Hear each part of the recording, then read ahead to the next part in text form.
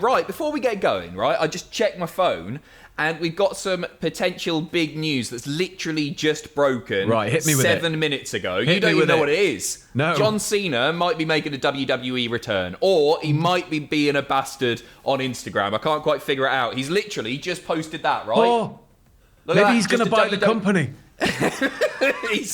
he trolls all the time on his Instagram, but it's an interesting one to go up, isn't it? Yeah. Who knows? John Cena confirmed for this Monday's Raw. He might save it, you know. It could just be playing into an announcement for SummerSlam, like you were saying earlier. You'd need Cena for something like a UK pay-per-view. Hometown boy and all that. Yeah. They get excited. What do you think he'll be doing? Comments below. Let's get on with the news. 2 new WWE superstars have made their TV debuts. We have the reason for the stacked AEW Dynamite card, and rumours of legitimate heat between Cody Rhodes and The Elite. We'll get there in a bit. Kicking things off with some debuts. 2 new superstars making their debuts on last night's episode of 205 Live, and they may be familiar names to some of you. They were signed by WWE in December 2020 in that Performance Center class that had MSK in there, Tyler Rust, and a few others. They are now making their TV debuts, as I say. First of all, Ari Sterling defeating Samir Singh in singles action last night on 205 Live. Really good performance. I mean, the wrestling on 205 Live is always excellent. Yep. You may know him as Alex Zane, not off Balls of Steel, from various promotions. He's wrestled all over the shop. I've seen a few of his matches. I saw one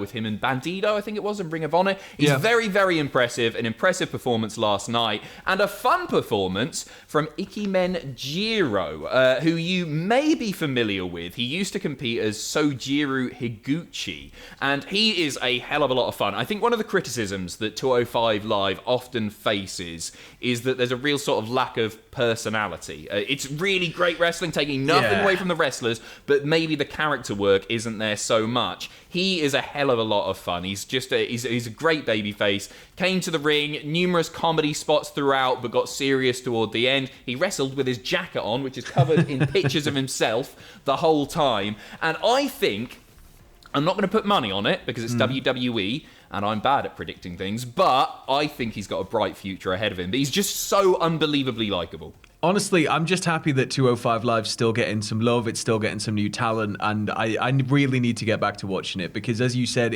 while it did face at times a lack of storytelling, there were some central threads that were proper juicy and everybody else slept on. And I'm hoping we can get back to that kind of era where it's like, if you know and you watch it, you're kind of getting a little treat because everybody else kind of just lets it pass by. But fingers crossed, this could be a bit of a turning point. It's a shame. It's a bit like NXT UK, where it's a consistently really good wrestling show, but there's a lack of people talking about it. Certainly a lack of fan investment, unfortunately, because these, you know, the respective rosters are full of talent. Yeah, it's they just, really are. Yeah, it's one of those things that it hopefully, as the wrestling world grows and people get more and more used to the idea of the extended brands, and because that's going to continue for sure, it can't not. So hopefully, as that kind of settles, people are going to get more and more behind the brands that are kind of on the fringe a little bit right now. Fingers crossed again. Next up, 2 WWE superstars have got some name changes. So we reported earlier this week that Jinder Mahal was returning to our screens. He did so, defeating Jeff Hardy on Main Event, which was a curious choice for that's everybody's what? It's the main event. It is the main event. You're right. But he was flanked by 2 men who you will be familiar with, Indus Sher, or the former Indus Sher, former NXT superstars. They have had their names changed. And Rinku has been renamed Veer, and Dilsha Shanky has lost his first name, like so many WWE superstars before him, and he's now just Shanky. Just shanky. He's just shanky. He's just shanky. WWE have filed to trademark Veer. We'll see what happens here, because I feel like this was a bit of a screen test of the sorts. They've been known to do that before. So. Yeah, they have done it. And so, although, the return was made on main event, I don't think they'll be sticking around on main event for long. I wouldn't expect... maybe even this coming Raw we'll see them. That's it, and the whole idea, you put them out there on main event. It's a more forgiving show with a more forgiving audience, and it tends to be just kind of give it a test there, see if it works, and if people are talking about it, if there's buzz, then for sure I reckon we're going to see him on Raw. We'll see. Next up, an injury update for the TNT champion Darby Allin, who of course took a crazy bump on this week's episode of Dynamite, Blood and Guts rather. He was thrown down the stairs. It looked very nasty, and he has since tweeted. This was touched upon yesterday, but a bit of an update anyway. Long story short, my shoulder is effed, but if I got till Wednesday to get my S together, I'll do just that. He is, of course, defending his TNT championship against Miro, who looks to be in line for a push. It really wouldn't surprise me if Miro catches the gold here, especially with Darby going in injured. Yeah. It would make sense, and everybody's kind of been wanting something to happen for Miro a little bit more substantial than what's been going on. But you need to let that dust settle after the big debut, and now feels like there's been enough time since him arriving to the point where we can really start building him. Because look at him, he's a megastar. Just waiting to happen. I can't believe that it's sort of played out as it has for Miro, to be honest. I'd be sad if Darby does drop that belt, and it's not a guarantee, but I think it's pretty likely. He's defended against John Silver. He had that great match against Matt Hardy, Brian Cage, Scorpio Sky. He has been a great champion. I'm speaking in past tense almost. But good luck to you, Darby. We've got a reason for the AEW card being so stacked. This is from the Wrestling Observer. And it all comes down to the NBA and the fact that because the NBA is running, future Dynamites are going to have to be rescheduled. So they're trying to get as many eyes on the product as possible by stacking this show specifically. Because their schedule is going to be disrupted. So they want as many people. They're obviously doing great ratings at the moment. Numerous shows have hit over 1 million in recent times. They were the number one on cable this week as well, which is pretty crazy in itself. Sam, what is on the card? It's big. So we have Orange Cassidy versus Pac for the AEW World Championship #1 contendership. We have Darby Allin defending his title against Miro, as you touched upon there, the TNT Championship. We've got the Young Bucks defending their titles against Christopher Daniels and Frankie Kazarian. We have Jon Moxley defending his title against Yuji Nagata, the IWGP United States Heavyweight Championship. Nagata's coming to... Oh, I'm so happy. And we've got Cody Rhodes making a Double or Nothing announcement and a Jade Cargill interview. Big stuff happening across the board there. That's a really stacked card. And obviously with the World Tag Team Championship match, which should be great, that could be the last time, for the foreseeable at least, that we see Daniels and Kaz teaming up together. Of course, they have to split the next time they lose. We will see, but it looks like it's going to be a hell of a show. Sticking with AEW now. And I think take this with a big old ladle of salt. Yes. But there are rumours that are being reported on that there is legitimate heat between Cody Rhodes and the Elite.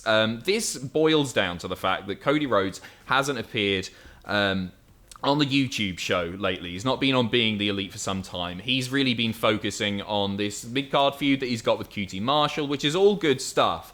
And it's been suggested that that is due to some issues between himself and the Elite. Again, speculation for now, but an interesting update from Sean Ross Sapp, who commented on the Fightful Select Q&A session, saying, "I've heard the rumours. I haven't heard anything from any talents. I haven't heard that from any executives, but I've heard that it's worth me asking about." That's the interesting bit here. Maybe saying that, okay, there might be something there. Yeah. It's not something that wrestlers are talking about, and it's not something that I've been asked about a ton. But the rumours are there. Make of it what you will. Yeah, Travel in Paradise. It's the wrestling world, isn't it? There is always rumour. There's always that sort of cloud hanging around. Whether or not it's true, little things can be taken out of context. People can just get worked into believing. Well, that's it. Cody's got a kid on the way. He's got he's probably just focusing on other stuff, and it makes sense for him to be dropping down the card a little if he's about to take some time away in the not too distant future. Yeah, I'm not sure I believe it, but we'll keep you updated if we hear anything. Next up, over to Impact Wrestling now.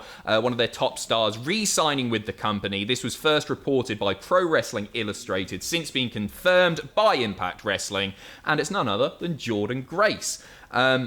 She said, I feel like I've done a couple of cool things in Impact. I have the Knockouts tag title and I have the Knockouts championship, but I still feel like there's more for me to do here. I feel there's a lot of potential for growth, and I feel like at Impact, I have the opportunities to do things that I might not be able to do in other companies. She made her debut all the way back in November 2018. This is a multi-year deal. We don't know how many years specifically, but she's going to be there for a little while longer, that's for sure. And I really enjoy her. I think she's quite a unique wrestler, isn't she? Yeah, she is one of the standouts for Impact, and they must be absolutely clapping their hands that they've managed to secure her on a contract. I imagine WWE and various other large companies are probably very interested, but the fact that she's sticking with Impact, it's just nice. I don't know, like Impact, it tends to get a bit roughed up every now and then, but it feels like now they're really, really trying to rebuild it into a big deal brand, and securing wrestlers like this is a perfect way to do it. Yep, totally. Good for them and good for her as well. Finishing off with a really interesting story. A new Vince McMahon TV show. A new Vince McMahon TV show is in the works. This is going to be produced by Filmmakers Studio, a name which took them a good 50 seconds to come up with. It's like calling it tobacco cigarettes. They've issued a casting call for a new scripted show on the life and career of WWE chairman Vince McMahon. It's called No Chance, The Vince McMahon Story and the Rise of the New Wrestling World Order. Get those keywords in. People will think it's an NWO documentary. Joseph Kruger is the director. I'm not familiar with his work, but I love his cousin Freddie. And all we really know about this at the moment is they've given a brief synopsis. They're looking for a host of this. It's not a movie or anything like that. It looks like a made-for-TV documentary. I looked at the casting call, and it's unpaid, so don't expect anything too good here. But what we do know is it's a review retrospective that will dig deep in learning not only about Vince McMahon's adversaries, but how he outsmarted them all in associating US pro wrestling with the World Wrestling Federation. Learn more about other noteworthy promoters who dared try to oppose the young conqueror, in which we will focus on each territory's noteworthy plays and embarrassing mistakes made on their wrestling shows. I'm interested to see anything about Vince McMahon. They've pulled a shocker here. They've pulled it. Just come to Cultaholic. Yeah, too right. Yeah, we do it already. We do it while you're playing Just come over here, lads. We've got it sorted. And we don't pay our staff either. It's great. So it's not affiliated with WWE. I'm gagging for like a proper Vince documentary or a biography, an autobiography. The autobiography. It's apparently in the works, and the people who have been brought in to deal with a Vince autobiography, they are known for dealing with people who are difficult and don't often like telling the truth. So they're known for getting stories out of people and interviewing people in and around the topic to try and gain here's what everybody else says happens. That's awesome. That was, I think, last year, maybe 2019, it was announced that they'd brought in a couple of co-writers to start researching it. Juicy year-old news I didn't know about. Anyway, enjoy the rest of your day, whatever you are doing. Take care of yourselves. All the best. Good night, God. John Cena's coming back. Bye.